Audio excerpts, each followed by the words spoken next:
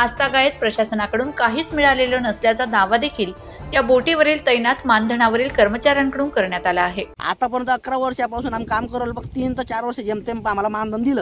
आता बघा तुम्ही साहित्यामध्ये आता मी स्वतः लावून तुमच्यासमोर बोलून राहिलो। आता बघा आता हे तुटलेलं आहे, आता हे पूर्ण लिकेज आलेलं आहे। आता लिकेज आल्यानंतर याच्यात आपण गेलो पाण्यात आपण वाचवायला, माणसाला वाचवायला गेलो। आता हे जे लाईफ जॉकेट म्हणता, याला लाईफ जॉकेट म्हणजे स्वतःच्या सुरक्षेसाठी, हे म्हणजे स्वतः आमच्यासाठी असतं सुरक्षेसाठी, की आम्ही कोणालाही वाचवायला गेलो की त्याच्या जीव आम्ही वाचू शकतो। आता याच्यात सुरक्षा याच्या जॉकेटला व्यवस्था बरोबर नाही आहे आणि जॉकेट वगैरे जुनं आहे। आता बोट बघा, बोटमध्ये काही ठिकाणा नाही, बोटमध्ये पूर्ण असे आलेलं तर माणूस लहान मुलं तर तोडून टाकेल त्या बोटाला। आता शासनाचे लोक बसतील, आता बोट आपण पाण्यात घेऊन गेलो आणि आता 7-8 लोक बसून गेलो आणि पाण्यात बोट बुडाली तर याची जिम्मेदारी कोण घेईल?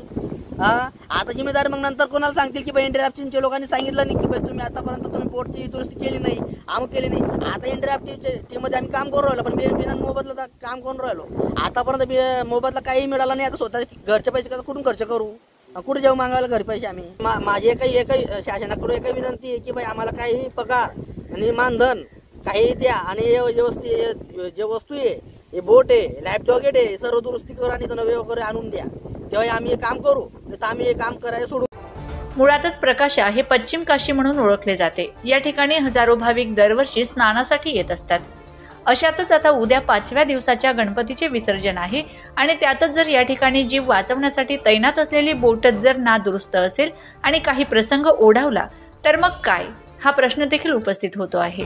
दरम्यान बोट नादुरुस्त बाबतची माहिती मिळताच तिची तातडीने दुरुस्ती करून काही डागडुजी करण्यात आली असून तहसीलदार कार्यालयात असलेली दुसरी यांत्रिकी बोटही तातडीने तैनात केली जाणार असल्याचं तहसीलदार शहादा यांनी सांगितलं आहे।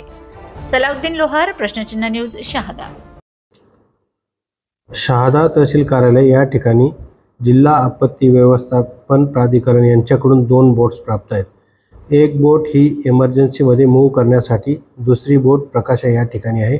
प्रकाशा येथील जी बोट आहे ती फायबर बोट असून त्या ठिकाणी आतमध्ये थोडंसं डागडुजी करणे आवश्यक होते। सदरची डागडुजी आम्ही पूर्ण करून घेतलेली असून इमर्जन्सीच्या काळात त्या ठिकाणी सर्व सोयी सुविधा उपलब्ध करून देण्यात आलेल्या आहेत।